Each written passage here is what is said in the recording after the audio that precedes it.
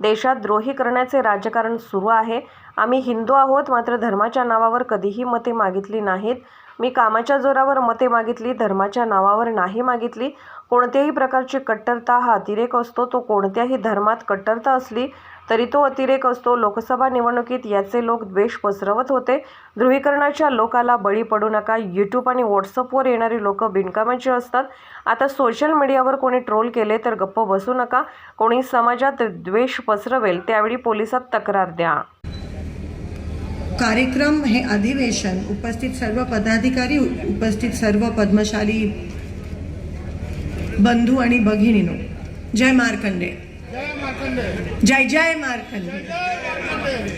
मी आज महेश अण्णांचे मनापासून अभिनंदन करते, आभार मानते की अनेक जणांनी तुम्ही म्हणाल्याप्रमाणे हा कार्यक्रम फेल घालवण्याचा प्रयत्न केला, पण एवढ्या लवकर सोलापुरात एवढी चांगली उपस्थिती कमी असते आणि एवढे सगळे तुम्ही या ठिकाणी आलात, सगळे महत्त्वाचे पदाधिकारी या ठिकाणी आहेत, त्याबद्दल तुमचं मनापासून महेशांना अभिनंदन करते.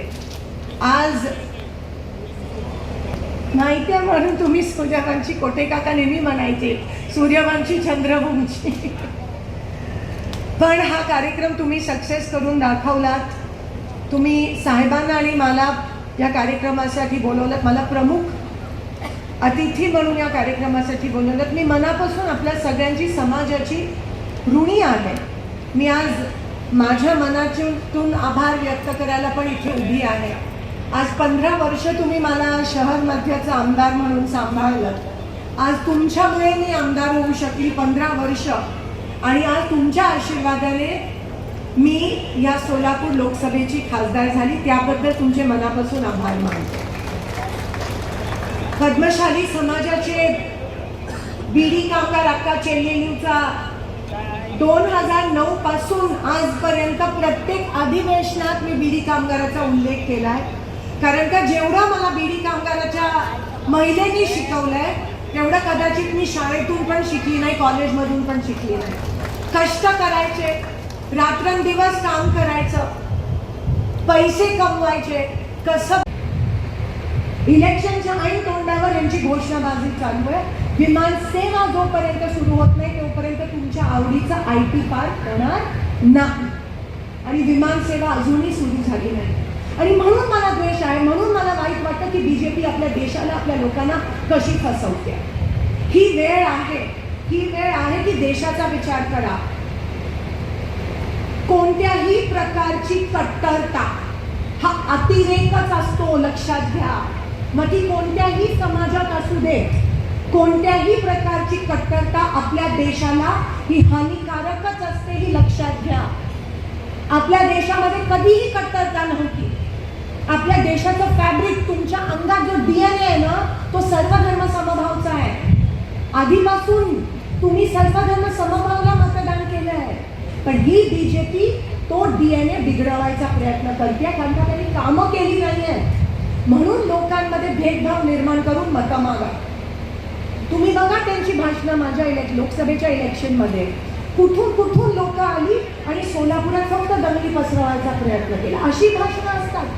अहो, लोकसभा आहे ती लोकसभा ते एवढं पवित्र मंदिर आहे लोकशाहीचं. तुम्ही कामाबद्दल बोला, विकासाबद्दल बोला, आमच्या कामगारांबद्दल बोला, आमच्या बीडी उद्योगाबद्दल बोला, कोणीच काही बोललं नाही.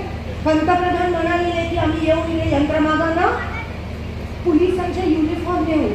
यंत्रमाग हे टावेल आणि चादरी, पोलिसांचे युनिफॉर्म, रेडीमेड गारमेंट, कोणतेही एक दिलेलं वचन त्यांनी पूर्ण केलं नाही. हात जोडून विनंती करते सोलापूरसाठी आणि या देशासाठी आणि समाजासाठी आम्ही लढू, आम्ही रान पेटवू, आम्ही रस्त्यावर येऊ समाजासाठी. आणि मी करते, कळकळीने मी काम करत असते. पकडा आम्हाला, काम धरा नाही केला तर, पण एकत्र राहून या सोलापूरला, या यंत्रमाग कारखान्यांना, या बीडी कारखाना कामगारांना वाचवायचं असेल तर एकत्र येऊन या ध्रुवीकरणाच्या रोगाला बळी पडू नका. पण BJPने आमचा तो प्रयत्न फेटाळला. आज एवढे वर्ष सत्तेत आहेत, पण ना सेंट्रल गव्हर्नमेंट ना स्टेट गव्हर्नमेंट कडून एकदा पण यंत्रमाग कामगार कल्याण मंडळाचा उल्लेख होत नाही. बीडी कामगार तर अस्तित्वातच नाही आहे. एकदा पण पार्लमेंटमध्ये त्यांचा उल्लेख होताना मला दिसलं नाही किंवा विधिमंडळात होताना दिसलं नाही. रेडीमेड गार्मेंटचा पण तोच प्रश्न आहे. टेक्सटाईलची आज बुद्धारामजी असतील, पेंटपा गड्डमजी असतील, प्रो चायना पॉलिसी जी ह्या गव्हर्नमेंटची झाली आहे ज्याच्यामुळे आपला टेक्सटाईल मार खातोय. खरं तर सगळीकडे एजंडाच आहेत. काल दर वाढ झाली आहे. तूर आणि सोयाबीन एवढं मोठं प्रोडक्शन झालं आहे तरी दर वाढ झाली आहे. ह्यासाठी शासन कारणीभूत आहे. कारण का त्यांचा एकमेव एजंट म्हणजे अदानी, त्यांना फायदा होण्यासाठी तुमच्या सगळ्यांच्या पोटावर पाय देण्याचं काम हे बीजेपी सरकार देत आहे. महेशांना तुम्ही म्हणालात की आपल्या समाजाचा एक आमदार खासदार झाला पाहिजे, पण मला थोडंसं तिथे तुम्हाला काउंटर करायचं आहे. कारण का समाजाचीच लोक समाजाचे प्रश्न मांडतात असं नाही आहे. आदरणीय शिंदे साहेबांनी टेक्सटाईल पॉलिसी एवढी मोठ्या प्रमाणात या सोलापुरात आणली, टेक्सटाईल पॅकेज आणलं.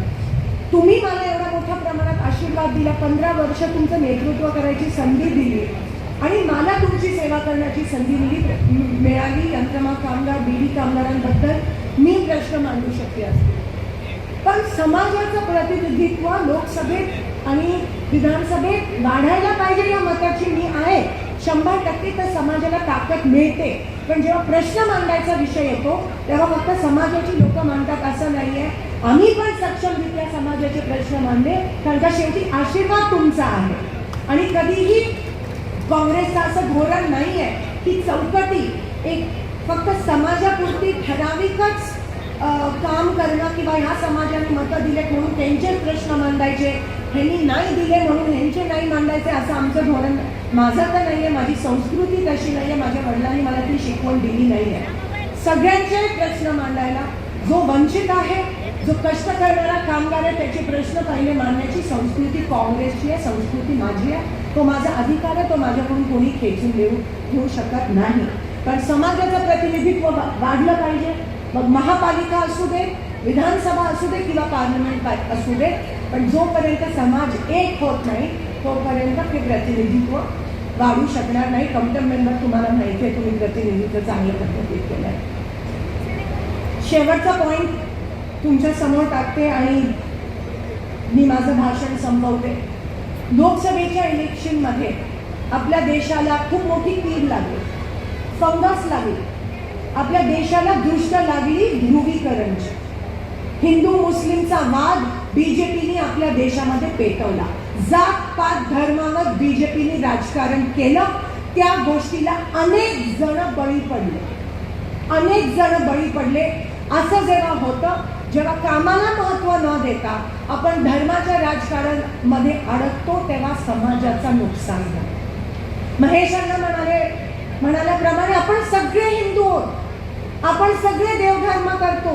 कदाचित मी जास्त करते पूजापाठ, आम्ही सगळे करतो, पण धर्माचं राजकारण मी करत नाही, समाजाचं राजकारण मी करत नाही. धर्माच्या नावावर मी वोट आजपर्यंत मागितले नाही. पण तुम्ही मतदान केलंय मला. हाच समूह ज्यांनी एकेकाळी सर्वधर्म समभावावर मतदान केलंय, ह्या वेळेस ह्या समूहाला काय झालं, ह्या वेळेस या समाजाला काय झालं, हा प्रश्न मला तुम्हाला विचारायचा.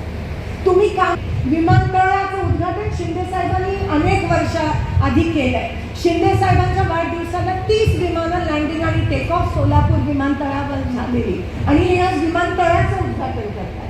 आम्हाला फसू नका, तुम्ही फसू नका. आम्हाला विमानतळ नको आहे. विमानतळ आपल्या इथे आहे, आपल्याला विमान सेवा पाहिजे. विमान सेवेचा एक पण उल्लेख केला नाहीये. कोणत्याही कंपनीशी अजूनही गव्हर्नमेंट बोलली नाहीये. हे फक्त इलेक्शनच्या तोंडावर तुम्हाला फसवण्याचा गेम प्लॅन आहे, दुसरं काही नाहीये. इलेक्शनच्या ऐन तोंडावर यांची घोषणाबाजी चालू आहे.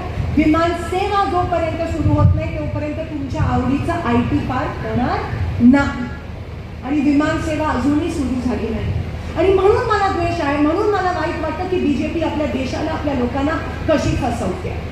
ही वेळ आहे की देशाचा विचार करा.